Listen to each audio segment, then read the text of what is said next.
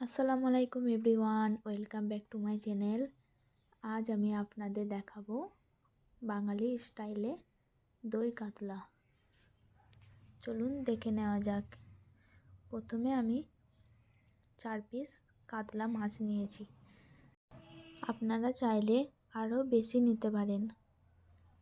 তারপর আমি মাছটাকে ভালো মতো করে নুন হলুদ মিশিয়ে কড়াইতে সরিষার তেল দিয়ে মাছগুলো দিয়ে দেব। মাছটা ভাজার সময় গ্যাসের ফ্লেমটা স্লো করবেন, যাতে মাছটা বেশি ভাজা ভাজা না হয়ে যায়।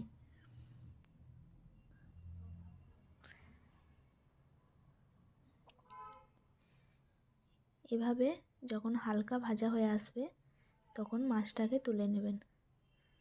এরপর আমি কড়াইতে সর্ষে তেল দিয়ে 2টো এলাচ, 2টো শুকনো লঙ্কা আর 2টো লবঙ্গ, একটা তেজপাতা দিয়ে আমি এখানে পেঁয়াজ বাটাটা দিয়ে দিলাম।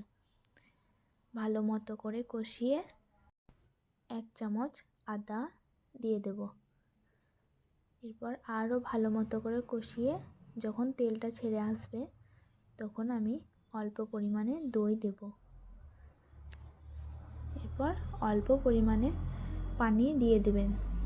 অনবরত নাড়তে থাকবেন যাতে দইটা ছেড়ে না যায়। পরিমাণ মতো নুন দিয়ে ভেজে রাখা মাছগুলো দিয়ে দেবেন।